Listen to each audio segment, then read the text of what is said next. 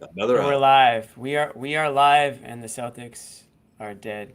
Josue Pavon, Jimmy Toscano here. John Zannis will be joining us very shortly. He is boomering right now with his computer, trying to figure out, I think, how to turn it on. You know what, As soon as Jimmy? These things happen. All right.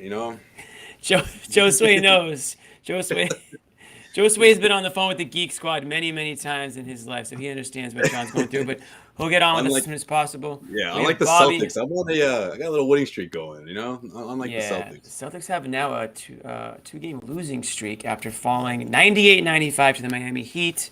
They were on the wrong side of a 15-0 run in the fourth quarter, Joe Sway, Oof. and Brutal. unfortunately could not snap out of that funk in time to come back in this one. Just a really disappointing fourth quarter. I mean, we're going to get into it. We're going to start at the end because I think that's what everybody's hot on right now, as they should be. And it's too Yeah. bad because this was kind of a good. This was a good game. This was a good performance by a couple of guys, at least. Heading into that final stretch, but the story tonight is a collapse here and just a breakdown from player or coaching on down to the players. I don't even know who. If you want to play blame pie here, we can. And we do have Bobby Manning in Miami. We have South Beach Bobby tonight, who will hopefully be joining us momentarily or at some point in the show. We'll get Bobby on. He certainly has a lot of questions to ask or to be a part of in the locker room or in the post game. Hey, Jimmy, should we guess how dramatic he's going to be about this loss? Like, you This think was he go just. the whole be on us? 180. We'll see. We'll I see. think I think in true Bobby form, if he's gonna overreact after a win, he has to overreact after a loss. So I'm gonna hope he comes out guns blazing. Well, he's going to go with the But trade thing. He's going. I'm going to put my money on. What's the line to say? They have to make a trade. It's not. It's out of the at this point. yeah, Like, that's what he's going to yeah. say. That's my guess. Well, he might not be wrong. I mean, let's get into it here a little bit. So, Yeah. Yeah. We'll talk Celtics about that later. Celtics have they have control of this game. In that fourth quarter, they just go completely cold. Bam Adebayo's running all over the place.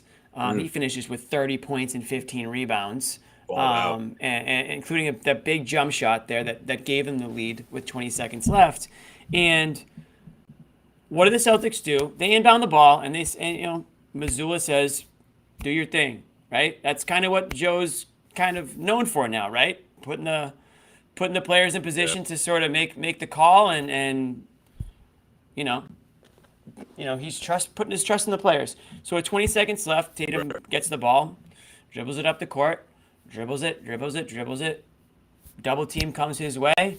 He has no choice but to get rid of the ball at that point and tries a cross court pass, and not even close to connecting on that pass. Easy turnover, and they exchange free throws, and that essentially cost them the game right there. Josue, I need your immediate reactions, thoughts, comments, questions, concerns on not calling a timeout in that situation. Yeah, that's a mistake.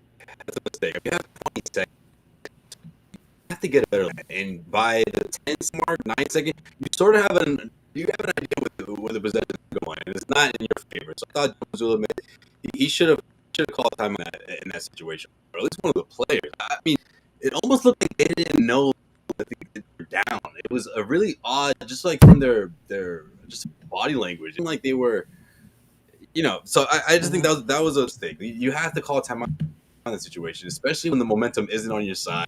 You're on the road. That was just tough. You know? Yeah, absolutely. I mean, I just think that this is something that we've talked about all season long is the fact that Missoula wants to hold on to his timeouts and wants to um, allow the players to sort of do their thing out there, and I just think it came back to bite them. I just think that this was another if you have a question about this team, I think it's about the mental fortitude. It's not skill. We know where their skill is, but go into these lapses at certain points during these games, and it's just you wonder if there's a problem with, if there's some sort of disconnect between the coaching and the players out there during the game, if the players just can't be on the same page, how does it get to the point where it's 15 straight points in the most important part of the game where you can't get a defensive stop or you can't get a basket? Just complete sort of breakdown of any sort of style of basketball that this team's known to play. And Josue is gone. This is what happens, guys. We get technical difficulties left and right. Let's see if I can get Josue back on here. Yo. Josue, give you another shot. This connection is... Are you there, dude? You got me? Yeah. Am I good now? Sorry about it. Dude, you're not good. You're not great. You're definitely not great. I'll tell you that. All right, what about now? This is vintage Brockton Wi-Fi Josue right now. Yo, I shouldn't have said anything. I jinxed it. You did jinx it. We're gonna do our best, guys, to keep the podcast going here. John's Okay, I feel better now. John's planning on joining us. He's trying to work out his computer issues. Josue is above water currently. I'm here. So Josue is treading water right now. We're gonna keep him as long as we can. Bobby is in South Beach. Will be joining us, and I am here holding it down as best as I can. Josue, what else stood out to you in this one? I mean, we talked about the timeout there. I don't know how much of it you could hear. I don't know can you hear me well over there? Yeah, I got you. You got me? Yeah, I got you. You are choppy. You are. But that's okay. We're gonna fight through it here.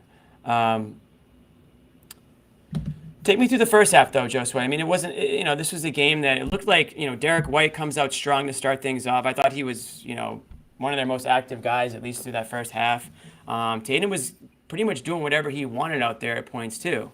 But again, if you go back to the game a couple games ago where Tatum had 3 costly turnovers in the last couple minutes there, and they still, were able to pull it off in overtime. And then tonight with the costly turnover, I'm wondering if he's trying to do too much. And at the same time, I want him to be the guy, obviously. I mean, he's your MVP. He's going to take you as far as you can go. But is he trying to do too much with the guys that are out there around him in certain situations? Again, this was a game, there's a lot of Pritchard late in the game. You had Grant hit a big 3, so you got to give credit to Grant. But I think, he's been somebody who's been... Is this John Zannis? Is this actually him? Does he have audio? He's back.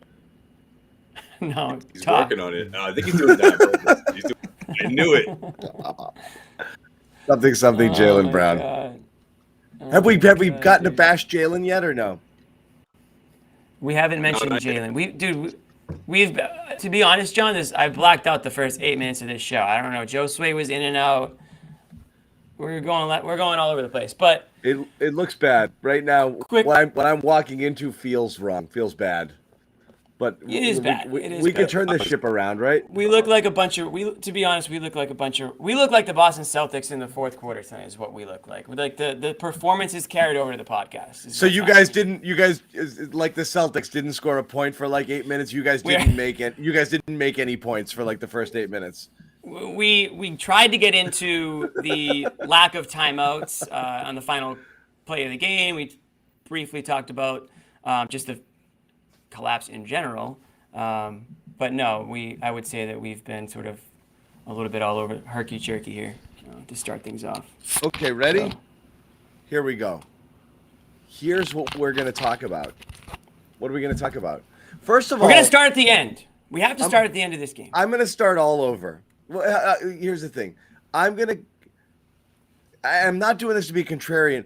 The Golden State game, I hated every single minute of it except for the fact that they won. I liked a lot about this game. I really did. Like, I liked the fact, they're down 4 freaking of their, 7 or 8 best players. That's even Miami without Butler. This game is an absolute L. There's no way you win this game, right? And they were winning it for most of it. You got good stuff. You got a great Derek White game. Tatum was perfect. He was patient for the first 3 quarters. He didn't force anything. He was aggressive. He got to the line. He found teammates. He was literally doing everything. It was a great Tatum game. Hauser couldn't shoot at all, but made great plays on defense. Rob came up big. I mean, it wasn't perfect, but I liked it. Like, this was a great game. They're up 10 in the fourth quarter, down half their team, and then they just completely powered down. So it is really hard to like it is the exact opposite of the Golden State game for me. I was feeling good vibes for 3.5 quarters, and then just boom. I mean, 5 points through 9 minutes of the fourth quarter, total freaking shutdown. And that was it, man. Ball game. I mean, and you knew you were playing with house money, right? How many lineups were you going to run out there with, when Tatum wasn't on the floor and be able to get a bucket? When he came back in the game, they just couldn't get it going again there. Lights out. It was ugly. So the whole team frigging shut down. It's easy to point at like the one Tatum. Yeah, the Tatum pass at the end was a disaster. Team shut down. Yeah, I mean, that but was the end. They shut down. They shut down. Yeah, I mean, right. so it's hard, right? It's Yeah, hard to like get Miami, mad. Yeah. It's not hard to get mad. You know why? You know what? Thing. You know why it's hard to get mad when you see the players laughing at the end of the game. When they're laughing at when Jason Tatum throws a game-losing turnover and he's shooting this shit with Bam Adebayo after the game. So yeah, it is kind of hard to get mad. I do hate These guys aren't mad. They don't freaking care apparently. Joking it up. It's a big fun. It's fun in games, I guess. That's all it is. So why do we care? Why do we do the show and get upset and criticize guys when, I mean, you just blew the game, buddy. What are you laughing about? Go back into the locker room and be sad for a couple minutes. This is Jason Tatum post-game comment. We threw it away. We threw it away. We threw it. Well, you just said. I mean, you hate in the that. 15-0 run. This Tatum knows me. I do hate that, and I do hate the smiling after the game. I really do. I hate all of that stuff. Like, save it for after. The cameras are rolling. Don't go in there and yuck it up with Bam after you just lost the game. You guys blew a lead, and you threw a shit pass. You just to turn blew it a over. 15. Yeah, like you went. Yeah, I think it's always a bad look. Wrong end of a 15-0 run, like because this of is a winnable game. The way it ended. Yeah, right. I mean, the way it ended. Yeah, I mean, but I've been madder. That's the point. I'm not just going against the grain here. I really was positive about a lot of what they did tonight. Well, that's what I was saying earlier. Extremely shorthanded on the second night of a back-to-back. I liked so much of what they were doing, and I thought it was a great big boy Tatum game to like, instead of like, I'm going to score 70 tonight because it's the only way we can win, which could have been an approach he took. They were throwing 2 guys at him all game long. It was literally like a youth league game where the other team only has one good player and the coach basically just plays, just chase that guy around, box in one, whatever it is. The entire defense moves towards the one player and you leave everybody else alone. They basically did that all game long. And Tatum still found a way to get to the line, to score, to get into the paint, to kick the ball out to shooters. I thought it was really impressive. And then it just all went to shit. So that's why it's like hard to get mad. Like it sucked at the end, but like it was going well. And then they just turned into pumpkins. Yeah, dude, it's the whole game. You don't just play well for 36 minutes. I'm with you. Who the hell are you? What happened to you? Is this you? I'm just like saying, weird hologram?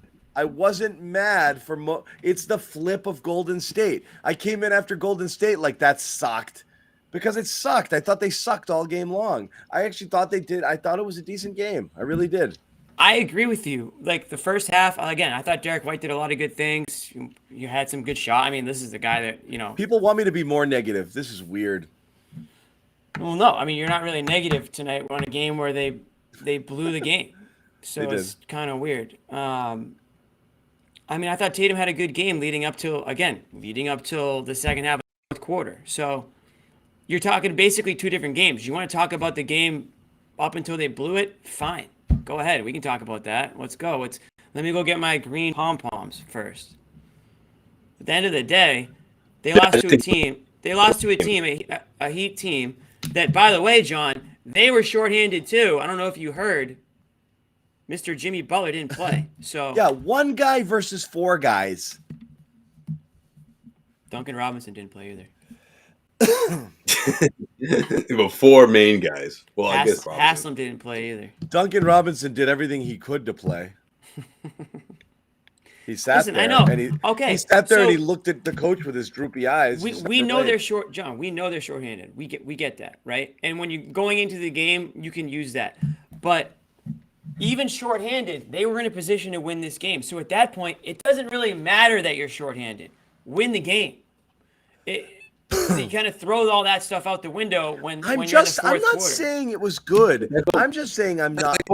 I'm saying I'm not mad. I can find 85,000 things to complain about tonight. Absolutely. I just didn't come in ornery. That's all. Fine. I mean, I just I'm with you in the sense where, yeah, listen, I mean, Yeah. they're without, I mean, when you think four guys that are guys down, that are going to sure, be but, like, contributing.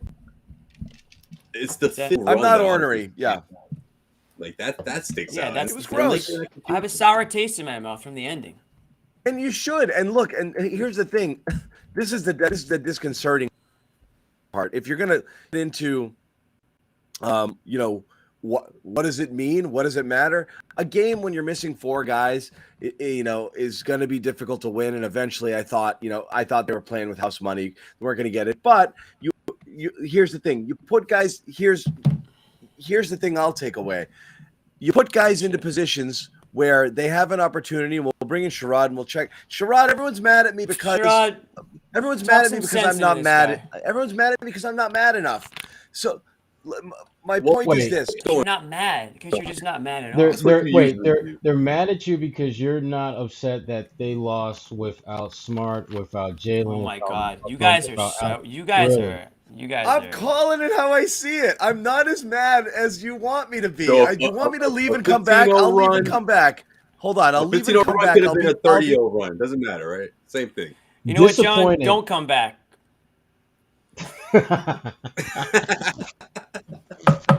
Not once have you ever made that face. This show. Not once.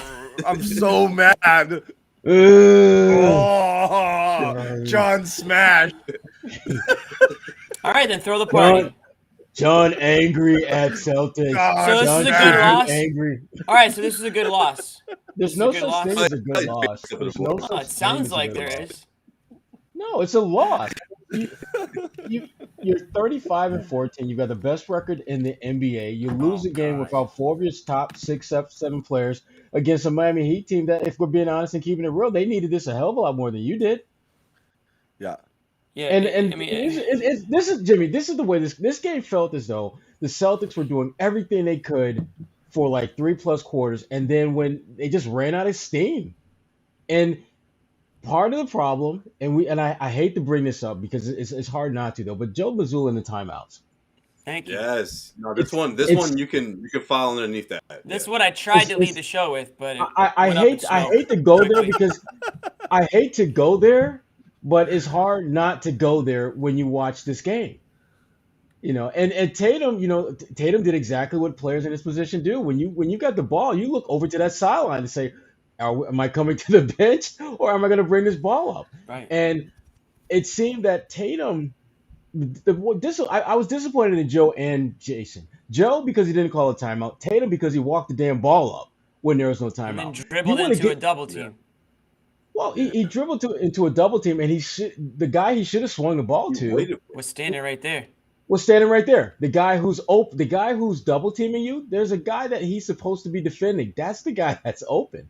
Miami wasn't doing anything. Miami stayed at home on all their guys except for the double team. And to me, the basic basketball play, swing to the guy that's wide open. That would have been Derek White. Yeah.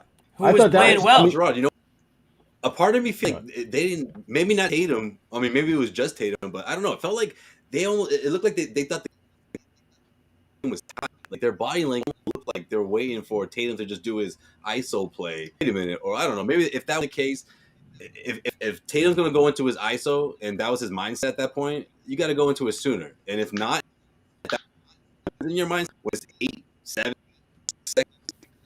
Joe's got to call. That was- say, wait a minute. That's listen, not what I asked for. You know what I mean? That was just a You had horrific. 20 Yeah, seconds. that was just a horrific way to end the game in terms of clock management. I mean, sideline, I thought did a bad job. Tatum and the players, I thought did a bad job. It was just as bad as you Right. can do in that situation without turning the ball over, which ultimately they did. Tatum has got to be better than that. Joe Missoula has got to be better than that. And I've said this before, and I'm not going to budge off of this until I see something different. He has to get a better pulse for when to interject himself and be very coach-like, and when to let the players figure it out. He still, I don't think, has a good pulse for this team in that regard. And again, if that's the biggest flaw he has as a coach at this point in his still young career, he's doing a pretty damn good job. But the problem is it's a consistent flaw that doesn't seem like there's progress made in that regard. So, well, let me say something. Let me say something. Yes, you say it. So maybe you guys can see or maybe I can get it through to some of you guys, some of you older men out there that can't seem to get it through your thick skulls. What I'm trying to say. Oh wow! Okay? Did Jimmy just pull the age card on us? Oh shit! He pulled the skull card on us. Yeah. Damn, I didn't say the B word. okay. I didn't say the B word. I don't mind it. Boomer. Okay. Wow. Hear me out. I lean into my boominess. Okay. Well, yeah, John. It took you 20 minutes to turn your computer on. If you told me that the Celtics, I didn't see the game, right? Let's just say I didn't see it. Or you told me before the game the Celtics were going to lose by 3 with the roster that they played with tonight. I'd say, you know what? That sounds right. But then if you tell me they were competitive all game, they were close to the game, and they had a 10-point lead with 8 minutes left, and then they gave a 15-0 run up, and then Tatum turned the ball, and then they didn't call a timeout on the final play, and Tatum turned the ball over. Yeah, I'm going to be mad at how this game ended up. So, yeah, I understand that they were without Brown and Horford and Brogdon and all those guys, but they still blew this game. I don't care who's out there. They blew the game against a team that they've had trouble with, let's be honest. They've had a lot of trouble with over the years. They did beat the Heat last year in the playoffs, but it took 7 games, and the Heat knocked them out prior to that. So this is a team that has given them trouble. They had them right where they wanted them, and they blew it without, by the way, the Heat's best player too, who is the Celtics killer to begin with. So this was a very winnable game, and so was the game against Orlando. So you guys can laugh it off all you want and act like it doesn't matter, but these are games that they should be winning. It's not Jimmy, matter. Jimmy, I'm just not mad. You just want me to be madder.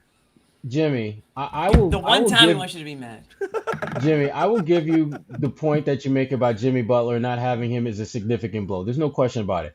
But I will refuse to put Jimmy on the same scale and call it equal with Jaylen Brown, Al Horford. It's not.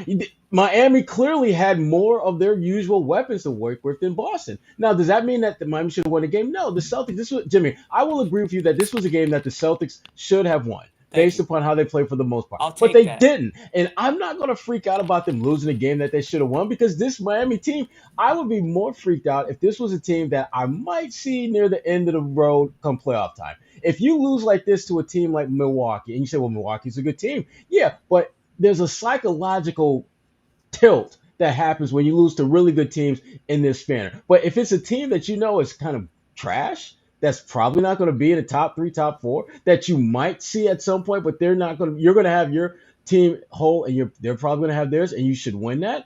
I'm not going to freak out about this. I'm disappointed, Jimmy, that they lost this game, and I think anyone who watched this team should be disappointed. But I'm not dejected. I'm not going to get all, my blood pressure is not going to jolt a couple 100 points because they got their asses beat by a Miami Heat team that they should have beat. No, I'm not going to. But I don't care either. I'm bothered more than anything else by the way Joe Missoula did not use timeouts in this game, more so than I usually am, because usually I just got to brush it off. It's not that big a deal. This was a game where his inability to recognize when to just shut it down, get those guys over there and call something, it factored heavily in the outcome. Because because think about it, Tatum's turnover probably doesn't happen if the timeout is called before that, and they get something. Yeah, that bothers me more than Joe. Share the blame pie there, though. Sorry. More than Joe not calling it during the 15-0 run and not having a feel, not calling it when Tatum had nothing on that possession, right. Nothing. That's where you got to be like, you got to see that and be like, I hate where this is going. Right. You could see when Tatum was dribbling and the second body came and he was moving further out. No you got like players 7 seconds to make that decision. Nobody was open. That was I was screaming. So yes, that one is bad. And you do look. you're definitely afraid that Missoula is going to, like, that's what's all fine and good in the regular season. I think there's a lot of justified concern about how Joe's going to kind of stack up in the playoffs. I guess the one thing I'll say on the plus side there, it actually is probably good for him to eat shit a few times like this, go home and think about it and be like, I got to be better than that, man. Like, enough of the let them figure it out. Like, you are the coach. It's your job to feel it and to feel it out there. So there's that. There's adjustments. When the teams change up on you, what are you going to do? What are you going to do to stave off of a scoreless drought of 6 minutes? You've got to get involved in some way and change it up a little bit. That's what you do. They adjust, you adjust. You sense when things aren't going great, you jump in there. So he's got to be better at that. There's no question. But that's a continued problem, right? Like, that's a thing that we've seen. He's got to get better. Will he? I have no idea. Everyone who's mad about that has every right to be annoyed as shit. You have a 10, 12-point lead in the fourth quarter. It's not the first time. It's a recurring issue there. And he's got to snap out of it a little bit. And you know what? You know where he's not doing himself favors? You don't get to be Bill Belichick in the media in your first year as an interim coach. Preach.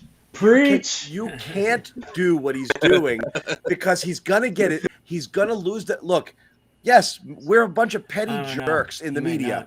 And we like it when you tell us we're pretty. And when we ask you questions to be looked in the eye and to have those questions answered. And when you don't do that, people are going to start to buck a little bit. And Joe hasn't done enough to get the benefit of the doubt from the people who are going to be talking to him and about what's going on.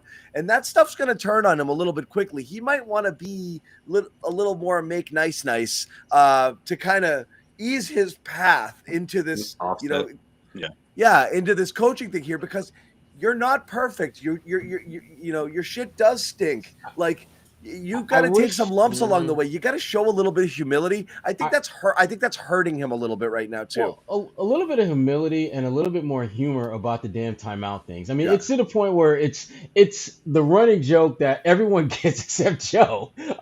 This is a flaw. You should have fun with this. You should try to temper it down a little bit by just having some fun with it. And you should just call a timeout. Well, Jimmy, maybe that's a better idea. You know what's great? Instead of joking about not calling any, if I don't start the show ornery, Jimmy's ornery goes up by like 4 points. He's got to offset it. He's got to find it. I'll be honest, Sherrod. If Joe Missoula starts joking about not calling timeouts after losses, I think that's worse than. See, that's the thing. You can only do it after you win. You could only do it after wins, because then it's like, but you But he did a backflip prior to the game. Yeah, that's got to count for something. What is that all about? People are texting me about that. Like, that's not normal coaching behavior, is it? Not calling timeouts is an exact 15-0 run is a normal behavior either. But what the hell do we know? I don't know what's man. It's just frustrating that there's a clear flaw and there doesn't seem to be effort to get better. I mean, it's like a guy who shoots 25% from 3-point range, and you watch him shoot and you see there's a flaw in the mechanics, and he just keeps shooting without addressing or adapting his mechanics at all. You know who it reminds me of? I hate to say this. You're going to say it anyway. Who's the one player that everyone's begging to do the one thing that he just refuses to do?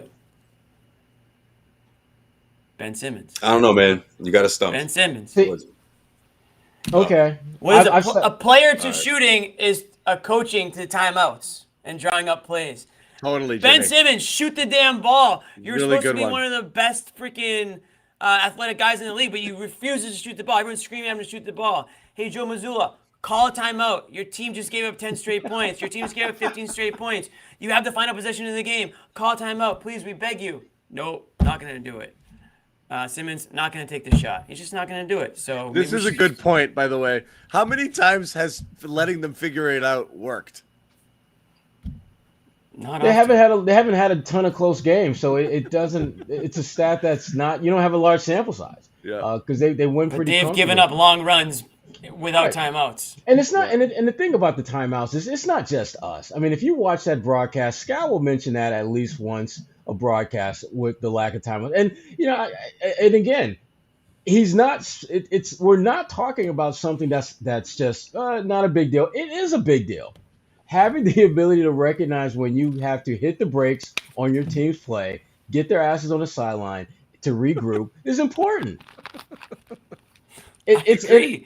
It's just What did Josue do? Just chatting or something? No, just the down low battle between Josue and his Wi-Fi tonight has just been relentless. I said earlier, he's just like treading water right now. He's like Tron. He's like pixelated. You know. This is an all-time bad connection show for everybody here. He's been basically afraid to move for fear that if he like moved his head a little bit, like it would blow up the internet. I'll be honest, John. We went live, and you were like, "Just go without me." I was like, "All right, just you good." He's like, "Yeah." I clicked live. We start the stream, and I'm looking at like 32-bit Josue, and I'm like, "Oh God, here we go. He's like frozen right off the bat, and I'm like, "This is perfect." Can we just do maybe a screenshot of Josue and just have his audio so that literally his face is here, but there's just we need to just like what do they have, like the Zoom background where it's just you have it moving. Exactly. That would be better. I love Josue. He's awesome. Yeah, I wish I could love him a little more. I want him in here. While Josue, deals with some very real situations there. We're gonna take a pause and tell you again about one of our favorite sponsors here at the Garden Report, Athletic Greens.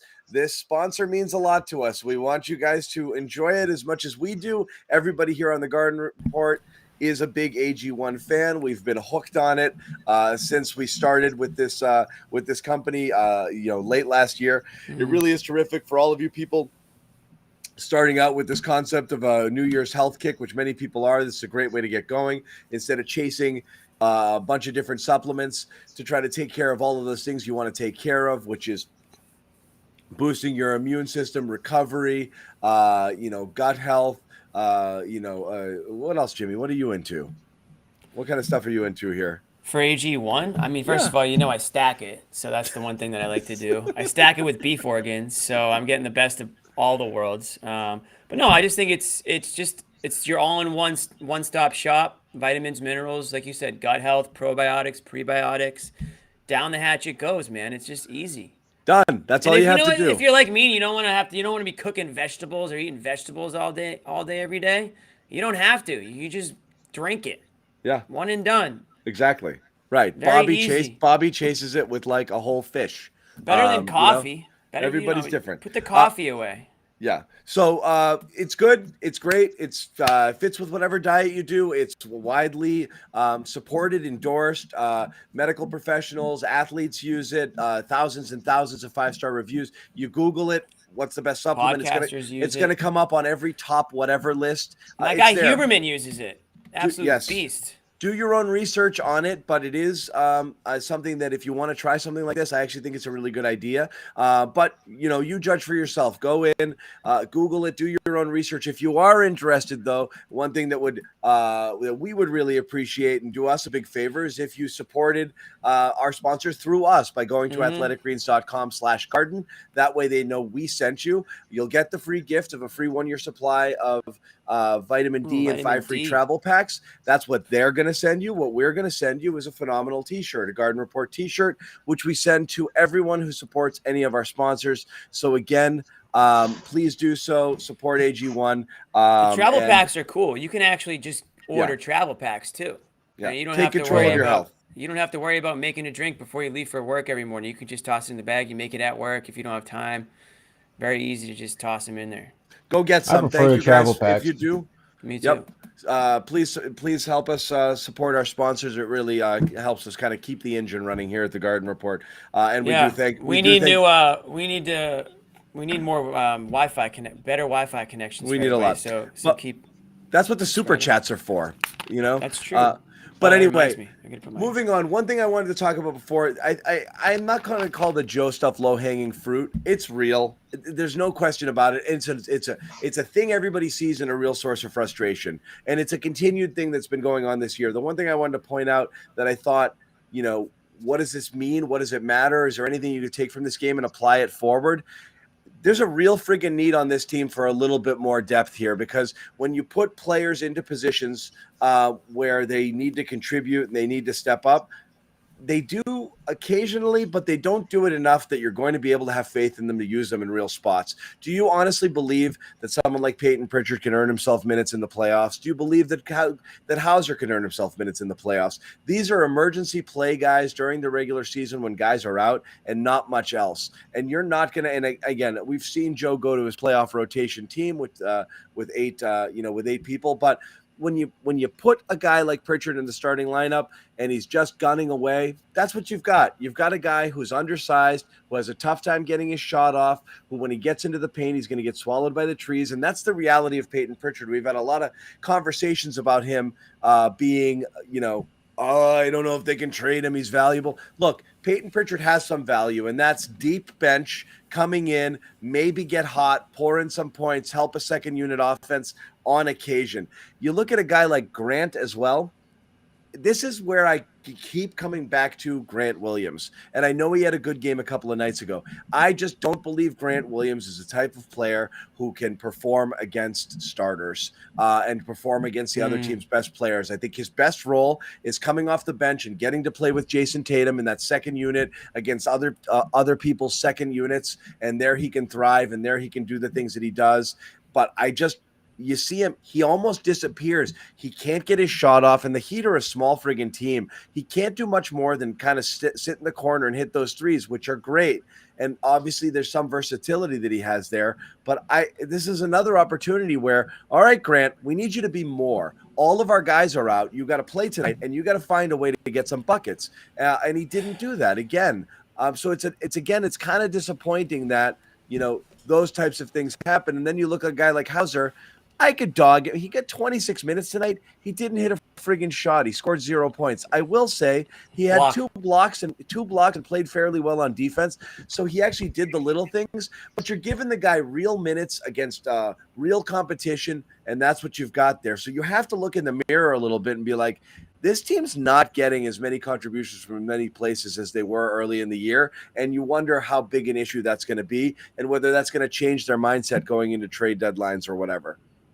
But they're counting on in these last couple of games guys who, and if we're being honest and keeping it real, you're talking about at best maybe your ninth guy, and you're giving them and they have to play the minutes of maybe your sixth or seventh guy. Totally. And everyone bumps up, it gets worse, right? Right, it does, and I'm not sure that they can go out and have a team that's that kind of stacked where you got guys who are in that 9th, 10th, 11th spot who are just as good as the guys in the 6th, 7th, and 8th spot.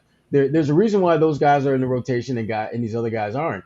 And the more we watch them play, the bigger that reasoning is. I mean, Sam Hauser, I thought Sam had a good game in terms of energy, in terms of effort, but he hung in there. Yep. Yeah, but the one thing that he was signed to do, he didn't do. It was like watching Aaron Nesmith all over again, giving me everything but the one thing that you are supposed to be able to deliver, that is supposed to be your strength. I mean, it's like going to a restaurant that like a seafood restaurant, and they've got great side dishes and they got great dessert, but the seafood sucks. You're not giving me literally the one thing I came there for.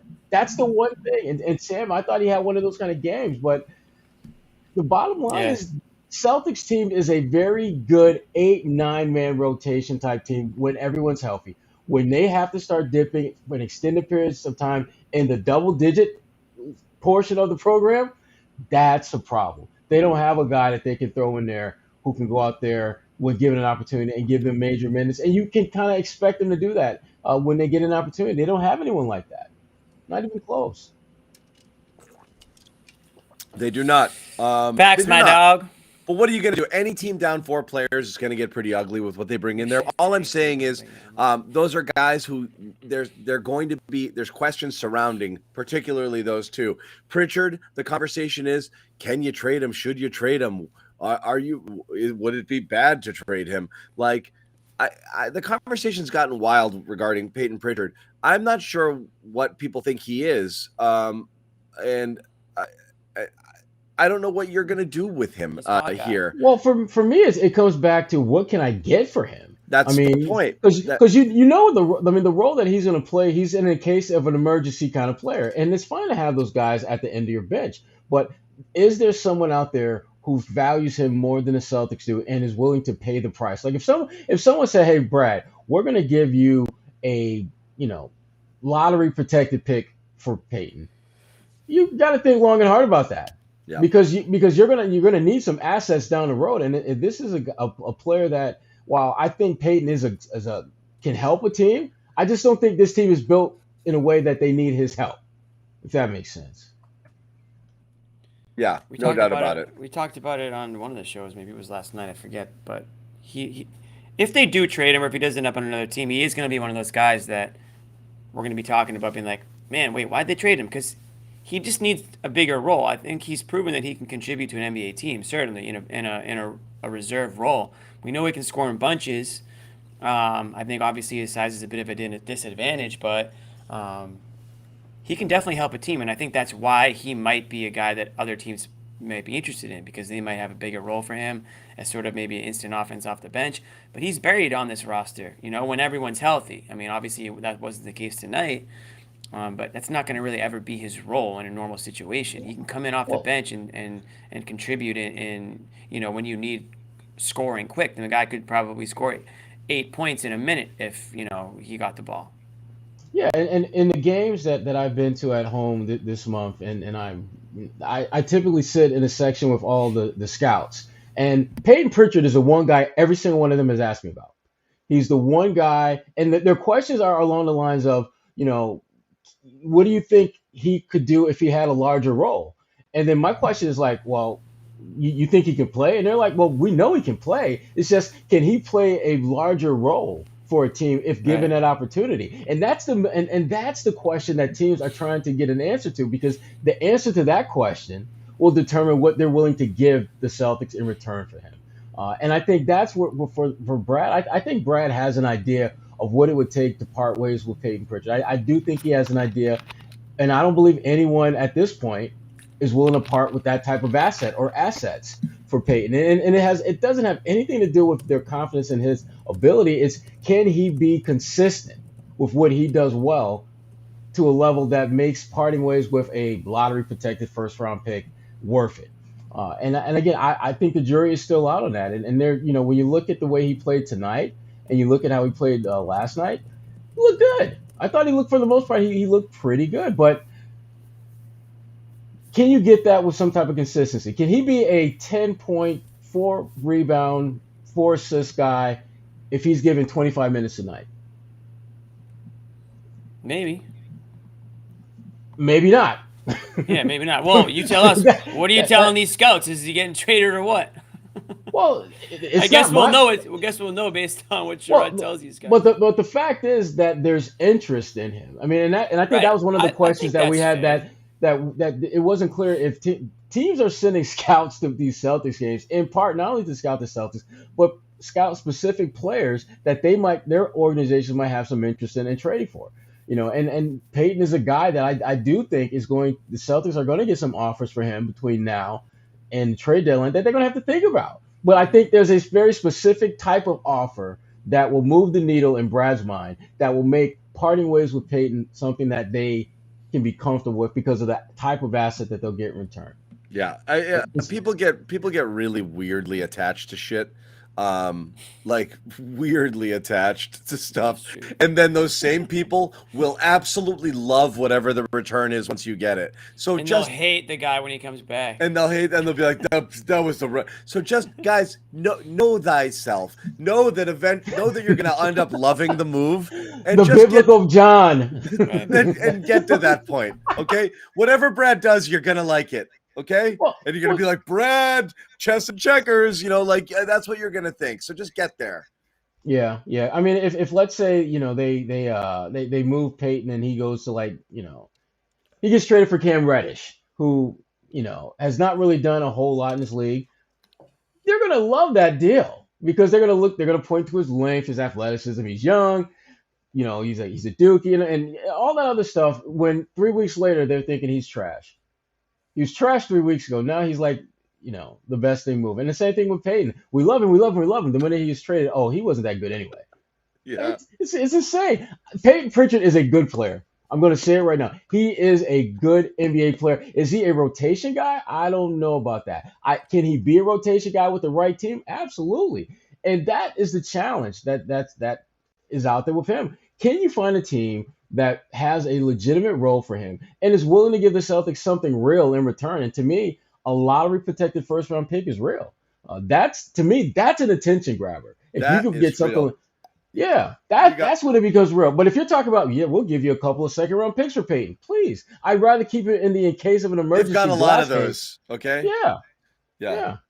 So they have as many second round picks as we have phenomenal T-shirts. Okay, we're just giving those things away. Like you don't need to worry about it. All right. It's just like, sure, I'll give you one of these. Jimmy, no, we lost you. Your audio, nothing. My bad, I muted myself. No, we're good. Yeah. I said, you get one. You get one. You get one. Here's a second round pick. Phenomenal. Look at Josue's frozen in the bottom left of his screen now, trying to get in. Dude, I'm telling you, he's struggling so badly. He's lost. Anyone see Frozen too? So John, like I was saying, lost like in the woods. we have like the Wi-Fi bars that show, like all of ours say 10 of 10. His literally says 0 of 10. He doesn't even give him a 1, dude. His doesn't even have a marking. It's just a sad face, Yeah. It doesn't have bars. It just puts up one of those crinkly face emojis, Yeah. Oh man. No sway. You gotta pay your Wi-Fi bills. You gotta pay your Comcast bills, everybody. Yeah. You can't be stealing other people's. That's what it comes down to.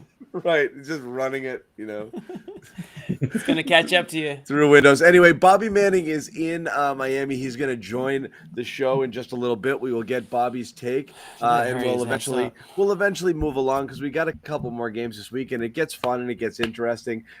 Thursday, that you have the Knicks, which is fun. And New York's fun to play in. Yeah. And then the Lakers. And the Lakers are an absolute weird team. They're starting to get interesting. Are they? They're strangely interesting. Yeah. Before, they weren't that interesting because they totally suck. But now they're just not very good. They're just not very good, which is interesting. They have moments where they can be really good. But for the most part, they're still... They're 22-25.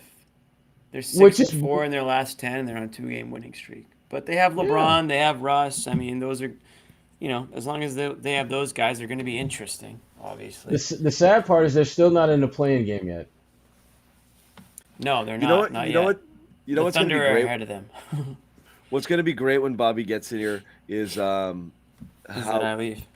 No, is how much he hates Miami and how vexed he's going to be over this loss, because as much as he irrationally loves Toronto, he that much irrationally hates Miami. It's Why is that?